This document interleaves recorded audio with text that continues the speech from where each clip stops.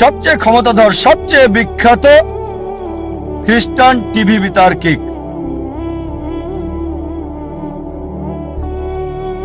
তার বিতর্কের কয়েক সপ্তাহ আগে শেখ দিদাতের এক ভক্ত বলল, শেখ আহমেদ দিদাত, আমি আপনার ভক্ত, আপনাকে একটা উপদেশ দিচ্ছি। এই জেমি সোয়াগাটকে আমি চিনি, তার সম্পর্কে আমি জানি, তার সাথে বিতর্ক করবেন না, আপনাকে হাসির পাত্র বানাবে আর ফু দিয়ে উড়িয়ে দেবে। চিন্তা করেন, একজন ভক্ত আহমেদ দিদাতকে উপদেশ দিচ্ছে জেমি সোয়াগাটের সাথে ডিবেট না করার জন্য। আমি তাকে চিনি, আপনাকে হাসির পাত্র বানাবে আর ফু দিয়ে উড়িয়ে দেবে। যে লোক সবচেয়ে বিখ্যাত টিভি ব্যক্তিত্ব, টেলিভিশনের মালিক, যার বাজেট ছিল দৈনিক $1 মিলিয়ন বেশি সুনাম অক্ষুণ্ণ রাখার জন্য, আমাদের শেখ আহমেদ দিদাত, মাশাআল্লাহ, তার সাথে আল্লাহ ছিলেন।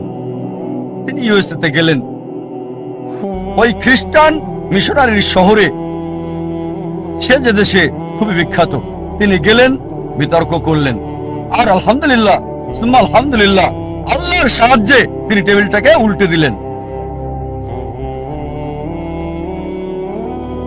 চিন্তা করেন, একজন মানুষ সামান্য পুঁজি নিয়ে, স্কুলও পাশ করেননি, গ্রাজুয়েশন তো দূরের কথা, চ্যালেঞ্জ করেছেন খ্রিস্টান সম্প্রদায়ের প্রধান নেতাদেরকে। তারপর থেকে তিনি সবচেয়ে বড় বাধা বিশ্ব খ্রিস্টান নেতাদের জন্য, খ্রিস্টান মিশনারিদের জন্য। একা একজন মানুষ, শেখ আহমেদ দিদাত, আল্লাহ সুবহানাহু ওয়া তাআলার সাহায্যে সমগ্র খ্রিস্টানদের চ্যালেঞ্জ করেছেন।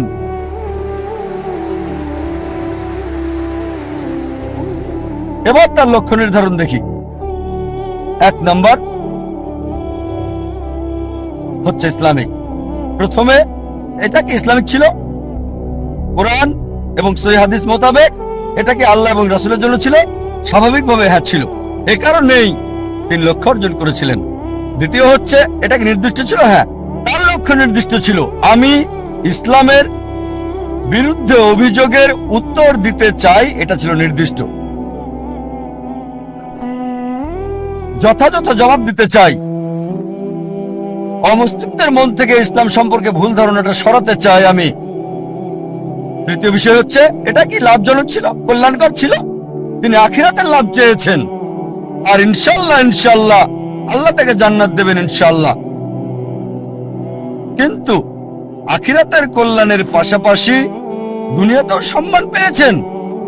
দেখেন, 6ষ্ঠ শ্রেণী পাস একজন মানুষ 1986 সালে মুসলিম বিশ্বের নোবেল পেলেন মানবতার সেবায়, বাদশাহ ফয়সাল পুরস্কার তাকে দেওয়া হয়েছিল।